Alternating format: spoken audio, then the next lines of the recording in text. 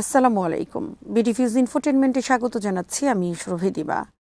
ইরানের পার্লামেন্টের স্পিকার ও দেশটির শীর্ষ আলোচক মোহাম্মদ বাকের গালিবাফ বলেছেন, যুক্তরাষ্ট্রের সঙ্গে দীর্ঘমেয়াদী মোকাবেলার জন্য ইরানকে সবসময় প্রস্তুত থাকতে হবে।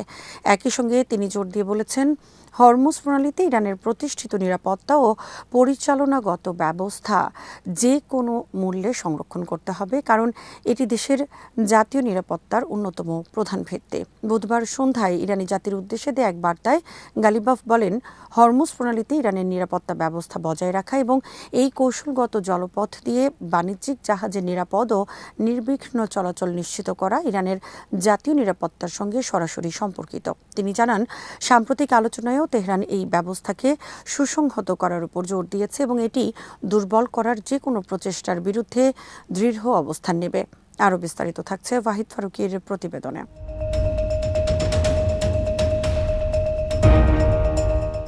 গালিবাফ বলেন, ইসলামী প্রজাতন্ত্র ইরান বর্তমানে যুক্তরাষ্ট্রের সঙ্গে একটি জটিল ও বহুমাত্রিক সংঘাতের মুখোমুখি। তার দাবি, ওয়াশিংটনের কৌশলগত লক্ষ্য পরিবর্তিত হয়নি। তারা শুধু ইসলামী প্রজাতন্ত্রকে দুর্বল করতে চায় না, বরং দেশের ভেতরে বিভাজন ও অস্থিতিশীলতা সৃষ্টি করাও তাদের অন্যতম উদ্দেশ্য। তিনি বলেন, যুক্তরাষ্ট্র বিভিন্ন পরিস্থিতিতে নিজেদের স্বার্থ এগিয়ে নিতে এবং ইরানের ওপর চাপ সৃষ্টি করতে চায়।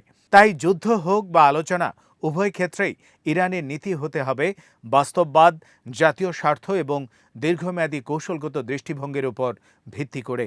তিনি জোর দিয়ে বলেন, দেশের নিজস্ব সক্ষমতার উপর নির্ভরশীলতা বাড়ানোই বর্তমান পরিস্থিতিতে সবচেয়ে কার্যকর পথ।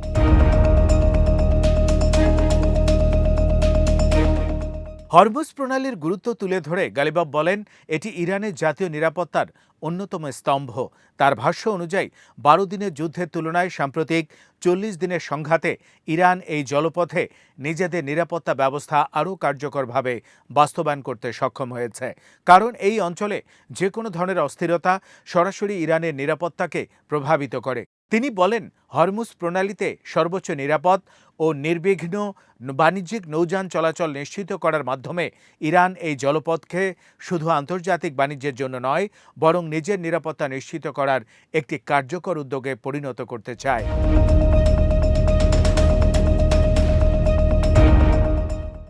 গালিবাফের দাবি, মার্চ মাসে তৃতীয় আরোপিত যুদ্ধ শুরু হওয়ার পর ইরানের সশস্ত্র বাহিনী হরমুজ প্রণালীর উপর কার্যকর নিয়ন্ত্রণ প্রতিষ্ঠা করে। পরবর্তী আলোচনায় এই বিষয়টি চুক্তির 5ম অনুচ্ছেদে অন্তর্ভুক্ত করা হয়, যাতে এটি অন্যান্য ধারা বাস্তবায়ন এবং ইরানের অর্জিত স্বার্থ নিশ্চিত করার জন্য একটি কৌশলগত হাতিয়ার হিসেবে ব্যবহৃত হতে পারে। তিনি আরও বলেন, চুক্তির বাস্তবায়ন পর্যায়ে শুরু হওয়ার পর যুক্তরাষ্ট্র রাজনৈতিক চাপ ও বিভিন্ন কূটনৈতিক পদক্ষেপের মাধ্যমে হরমুজে ইরানের প্রতিষ্ঠিত ব্যবস্থাকে দুর্বল করার চেষ্টা করছে। তবে আন্তর্জাতিক আইন ও কূটনৈতিক অবস্থানের দিক থেকে যুক্তরাষ্ট্রের যথেষ্ট ভিত্তি নেই বলে মন্তব্য করেন তিনি।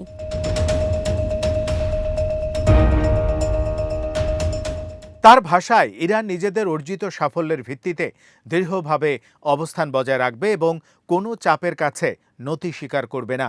গালিবাফের মতে, সাম্প্রতিক সংঘাতে ব্যর্থতার ক্ষতি পুষিয়ে নিতেই যুক্তরাষ্ট্র ইরানের উপর নতুন করে চাপ বাড়ানোর চেষ্টা করছে।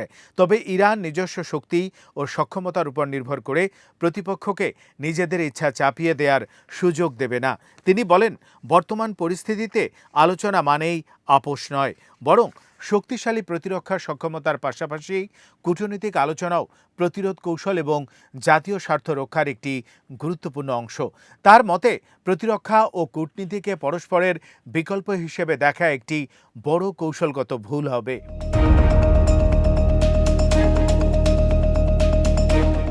গালিবাফ বলেন, ইরান বিশ্বের সবচেয়ে শক্তিশালী সামরিক ও অর্থনৈতিক শক্তির মুখোমুখি।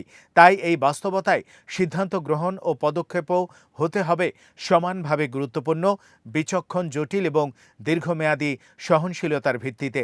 তিনি আরও স্পষ্ট করে বলেন, যুদ্ধ কিংবা আলোচনার মতো গুরুত্বপূর্ণ বিষয়ে চূড়ান্ত সিদ্ধান্ত নেয়ার সাংবিধানিক কর্তৃত্ব শুধুমাত্র সৈয়দ মুজতবা খামেনির রয়েছে। তিনি দেশের সশস্ত্র বাহিনীর সর্বাধিনায়ক এবং জাতীয় নিরাপত্তা সংক্রান্ত নীতি নির্ধারণে সর্বশেষ সিদ্ধান্ত তারই।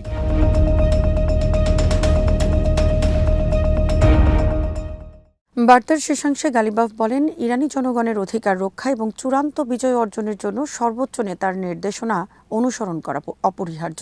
তিনি বলেন, প্রতিরোধ, প্রজ্ঞা এবং প্রতিরক্ষা ও কূটনৈতিক সক্ষমতার বুদ্ধিদীপ্ত ব্যবহারের সমন্বিত রোডম্যাপই ইরানের জাতীয় স্বার্থ সংরক্ষণ এবং ভবিষ্যৎ চ্যালেঞ্জ মোকাবেলার সবচেয়ে কার্যকর পথ। আজ এখানেই শেষ করছি। সমরাস্ত্র, প্রতিরক্ষা ও কূটনীতির নানা তথ্য জানতে চোখ রাখুন বিডি নিউজ ইনফোটেইনমেন্টে। চ্যানেলটি ভালো লাগলে সাবস্ক্রাইব করুন। আল্লাহ হাফেজ।